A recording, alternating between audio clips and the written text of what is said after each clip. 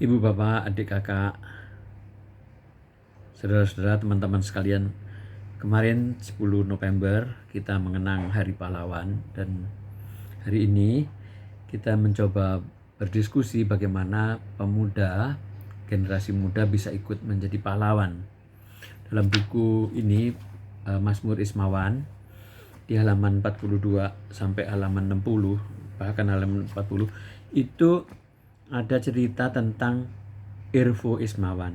Irfo Ismawan itu putra sulung Pak Bambang Ismawan yang lahir pada tahun 67, 15 Februari, tapi meninggal pada tahun 99, 19 April. Dan waktu itu kami sempat menghitung, umurnya hanya 32 tahun, 62 hari, 9 jam dan 15 menit. Saya menggunakan Irfo Ismawan ini untuk menceritakan bagaimana seorang anak mengagumi ayahnya. Tapi pada saat yang sama, kita merasakan bagaimana seorang ayah bisa melihat anaknya sebagai pahlawan.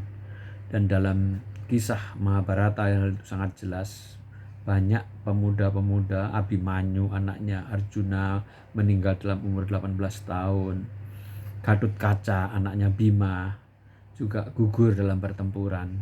Bukan ayahnya yang gugur, tapi anaknya yang gugur. Dan ini menjadi satu bahan renungan sendiri, bagaimana seorang anak bisa menjadi pahlawan untuk keluarganya. Ini ada satu surat karangan saya yang saya tulis seolah-olah saya menjadi Irfo Ismawan kepada ayahnya. Pada saat itu ayahnya dan saya sedang mengunjungi kota Kediri di Jawa Timur. Ini surat dari Irfo. Dedi, di kota Kediri aku melihat Dedi membeli kerupuk dan tahu. Kediri memang kota tahu, selain kota rokok kretek kesukaanku.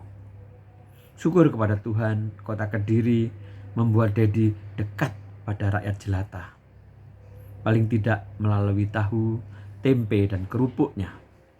Tetapi dalam sejarah kebudayaan, Kediri adalah pabrik karya-karya sastra. Empu Sedah dan Panuluh yang menggubah Baratayuda dipercaya tinggal di Kediri lebih dari 1000 tahun yang lalu. Begitu juga Raja Jayabaya yang tersohor dengan berbagai ramalannya. Semua berasal dari sini, di tempat Dedi melewatkan masa remaja selama SMA. Kupikir sejak kecil Dedi seorang pemberani. Kelas 1 SMA diminta mewakili guru kimia datang ke pesta di rumah bupati. Padahal Dedi tidak tahu apa yang harus dilakukan. Itu lucu banget. Meskipun bukan termasuk penakut, anakmu ini tidak akan pernah melakukannya. Anakmu akan memilih ngobrol dengan tukang becak dan beristirahat di pelataran gereja. Dedi selalu ditulis koran mendampingi wong cilik, berjalan bersama rakyat jelata. Tetapi sesungguhnya aku lebih dari mendampingi. Aku mencintai tukang masak di warung-warung. Aku menolak naik andong karena tidak tega melihat hewan dipaksa bekerja untuk manusia. Hatiku memihak mereka yang teraniaya. Dedi dinyatakan sebagai wirausahawan sosial terkemuka dari Indonesia dan mendapat penghargaan di Jenewa.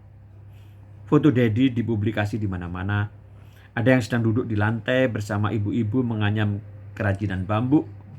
Tetapi yang paling banyak foto Dedi bersalaman dengan pejabat, memimpin rapat, berbincang-bincang dengan tokoh terkenal, atau berpose bersama orang-orang penting sambil tersenyum. Itukah sesungguhnya bekerja? Aku khawatir Dedi hanya bergaya dan bergaya sepanjang hidupnya. Kalau semua pemimpin hanya pandai berakting seperti selebriti, kasihan betul bangsa Indonesia. Aku yakin Dedi bisa jadi lain dari yang lain. Kita sama-sama memilih Santo Fransiskus Xaverius sebagai pelindung dan mengikuti suri teladannya. Begitu juga adik Dedi nomor 4, Om Edi. Nama lengkapnya XFX Edi Iswanto. Dialah yang bertugas sebagai tim penyuluh di Timor Leste. Dia pegawai negeri pemberani. Dialah yang menyatakan Husi Ramos Horta yang dulu musuh bebuyutan Indonesia ternyata menjadi sahabat sejati. Om Edi bukan hanya pemberani, tapi juga sangat disiplin. Aku yakin itu juga berkat didikan Dedi. Masih ingatkah ketika dia datang dari Babat untuk masuk kuliah di Jogja? Om Edi sudah diterima sebagai mahasiswa, tapi lupa membawa surat panggilannya. Apa yang Dedi lakukan? Dedi suruh dia kembali ke Babat saat itu juga. Padahal ia sudah naik kereta api setengah hari, sekarang harus kembali lagi ke Babat. Eyang Kakung marah sekali. Dedi dikatakan kejam sekali. Apalagi ketika kereta api yang ditumpangi Om Dedi untuk kembali ternyata tidak berhenti di Babat. Om Edi harus berjalan kaki malam-malam menyusuri rel kereta api itu berkilo-kilometer. Apakah Dedi menyesal untuk hal ini? Rasanya tidak. Dedi yakin pelajaran itu penting demi menegakkan disiplin. Betul saja, Om Edi jadi sangat hati-hati dan korek sebagai pegawai negeri. Pantaslah kalau ia mendapat penghargaan dari Ibu Presiden Megawati Soekarno Putri untuk jasa-jasanya. Dedi sendiri menerima Satya Lencana Pembangunan dari Jenderal Soeharto. Terang saja aku bilang, kita makin jauh, Dek. Bukan karena Dedi menjadi begitu hebat dan aku tidak menjadi apa-apa. Kita semakin jauh karena Dedi menerima penghargaan dari seorang diktator, musuh besar rakyat kecil, khususnya generasi muda dan mahasiswa. Syukurlah Dedi punya keberanian untuk melakukan hal yang istimewa bagi Indonesia, bagi dunia. Dedi tidak mendambakan kekuasaan. Fokus perhatian Dedi tetap pada upaya menolong orang-orang miskin. Presiden Abdurrahman Wahid pun mendukung Dedi.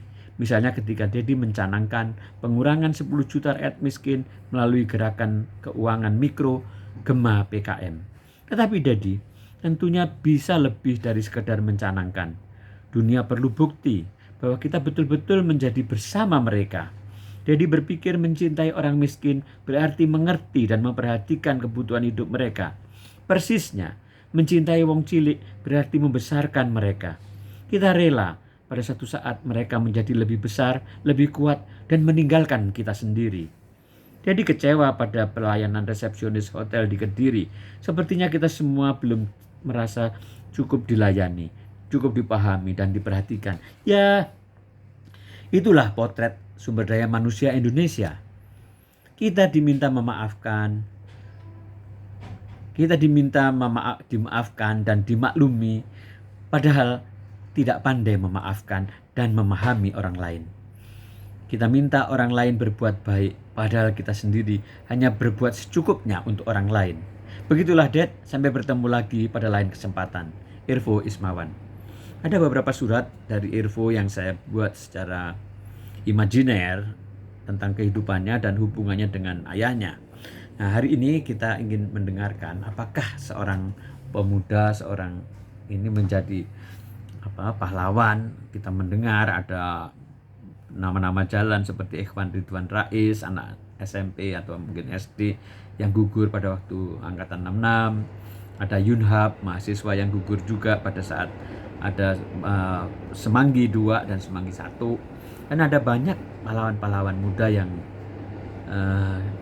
sebaiknya kita perhatikan dan kita suri teladani. Baiklah, kita akan mendengarkan dari Pak Bambang Ismawan bagaimana hubungannya dengan putranya dan apa saja yang perlu diteladani dari anak-anak muda, oleh anak-anak muda, dari anak-anak muda sendiri. Saat ini memang dunia gencar bagaimana mewariskan nilai-nilai kepahlawanan kepada anak muda. Dan jangan lupa, pahlawan adalah semangat, adalah jiwa, adalah perbuatan, adalah keberanian. Terima kasih, saya Eka Budianta. Demikian pengantar saya untuk diskusi ini.